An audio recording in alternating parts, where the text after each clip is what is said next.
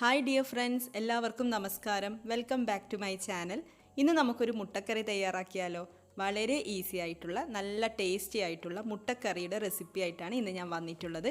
നമ്മുടെ ചാനലിലുള്ള മറ്റുള്ള എഗ് റെസിപ്പീസൊക്കെ കാണാനും ട്രൈ ചെയ്ത് നോക്കാനും മറക്കരുത്. ഇതൊരു ചെറിയൊരു വീഡിയോ ആണ്, സ്കിപ്പ് ചെയ്യാതെ മുഴുവനായും കാണുക. ഈ വീഡിയോ കണ്ടിട്ട് ഇഷ്ടപ്പെടുകയാണെങ്കിൽ ലൈക്ക് ചെയ്യുക, മറ്റുള്ളവർക്ക് ഷെയർ ചെയ്ത് കൊടുക്കുക. പിന്നെ ചാനൽ ഇതുവരെ സബ്സ്ക്രൈബ് ചെയ്തിട്ടില്ലെങ്കിൽ ഒന്ന് ചാനൽ സബ്സ്ക്രൈബ് ചെയ്യാനും മറക്കരുത്. നമുക്ക് വീഡിയോയിലേക്ക് കടക്കാം.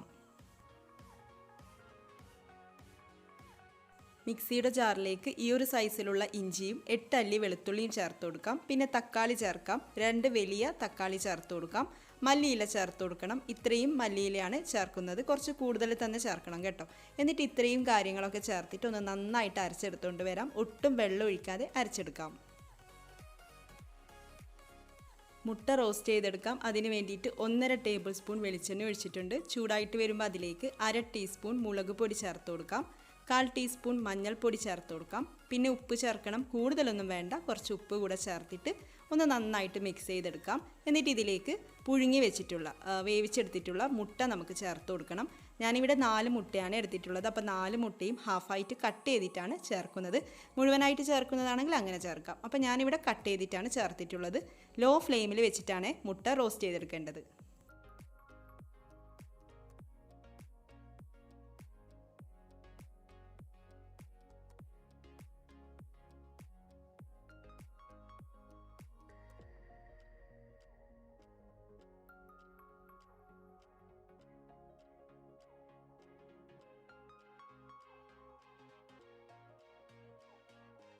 ഇതിവിടെ റെഡി ആയിട്ടുണ്ട്. ഓവറായിട്ട് റോസ്റ്റ് ചെയ്തെടുക്കൊന്നും വേണ്ട, ഇങ്ങനെ മതിയാവും. ഇനി നമുക്കിതങ്ങ് മാറ്റി വെക്കാം.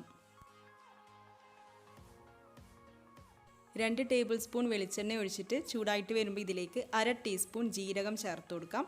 പിന്നെ സവാള ചേർക്കാം. 2 മീഡിയം സൈസിലുള്ള സവാള ചേർക്കുന്നുണ്ട്, ചെറുതായി അരിഞ്ഞതാണ്. എന്നിട്ട് ഇതൊന്ന് നന്നായിട്ട് സോട്ട് ചെയ്തെടുക്കണം. ഇതിലേക്ക് ആവശ്യത്തിന് ഉപ്പും കൂടെ ചേർത്തിട്ട് നന്നായിട്ട് നമുക്കിങ്ങനെ വഴറ്റിയെടുക്കാം.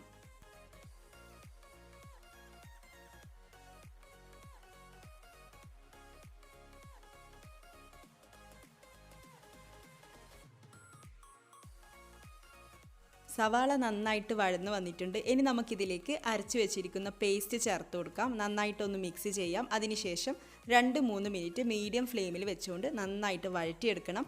ഇതിൽ ചേർത്തിരിക്കുന്ന ഇൻഗ്രീഡിയൻസിൻ്റെ ഒക്കെ ആ റോ സ്മെല്ല്, ആ റോ ടേസ്റ്റ് ഒന്ന് മാറി വരണം. അപ്പോൾ അതുവരെ നമുക്കിങ്ങനെ ഇളക്കി കൊടുത്തുകൊണ്ടിരിക്കാം.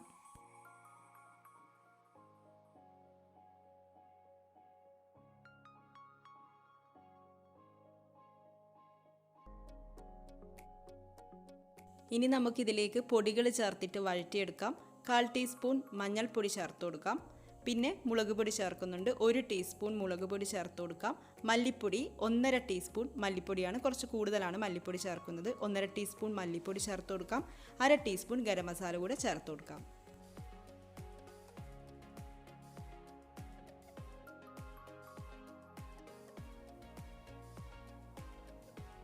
ഇനി ഇതിലേക്ക് വെള്ളം ഒഴിച്ചു കൊടുക്കണം. അപ്പം നിങ്ങളുടെ ഇഷ്ടത്തിനനുസരിച്ചിട്ട് ഗ്രേവിക്ക് ആവശ്യമുള്ളത്രയും വെള്ളം ഒഴിച്ചു കൊടുക്കാം.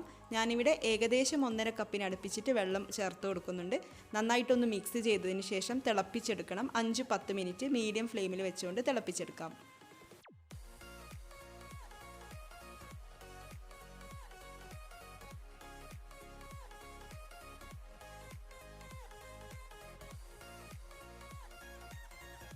നന്നായിട്ട് തിളച്ചുകൊണ്ടിരിക്കുന്നുണ്ട്. ഈ സമയം നമുക്കിനി മല്ലിയില കുറച്ചുകൂടെ ചേർത്ത് കൊടുക്കണം. പിന്നെ പഞ്ചസാര 1 ടീസ്പൂൺ പഞ്ചസാര കൂടെ ചേർക്കുന്നുണ്ട്.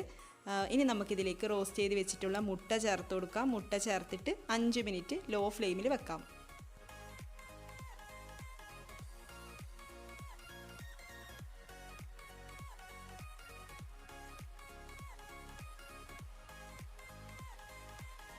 ഗരം മസാല കുറച്ച് കുറവായിട്ട് തോന്നിയത് കൊണ്ട് ഞാൻ ഇത്തിരി ഗരം മസാല കൂടെ ചേർത്തിട്ടുണ്ട്. 1/4 ടീസ്പൂണൊക്കെ മതിയാവും. അപ്പോൾ നമ്മുടെ എഗ് കറി ഇവിടെ റെഡി ആയിട്ടുണ്ട്. ഇപ്പോൾ ഇതേ സൈഡിൽ നിന്നൊക്കെ ഓയിലൊക്കെ സെപ്പറേറ്റ് ആയി വന്നിട്ടുണ്ട്. നമുക്ക് ഫ്ലെയിം ഓഫ് ചെയ്ത് കൊടുക്കാം. നമ്മുടെ എഗ് മസാല അപ്പോൾ എല്ലാവരും ട്രൈ ചെയ്ത് നോക്കുമല്ലോ. ചപ്പാത്തിയുടെയും അപ്പത്തിൻ്റെയും റൈസിൻ്റെയും ഒക്കെ കൂടെ നല്ലൊരു കോമ്പിനേഷനാണ്. ട്രൈ ചെയ്ത് നോക്കുക. നിങ്ങളുടെ അഭിപ്രായം കമൻസിലൂടെ അറിയിക്കുക. നമുക്ക് അടുത്ത വീഡിയോയിൽ കാണാം. താങ്ക്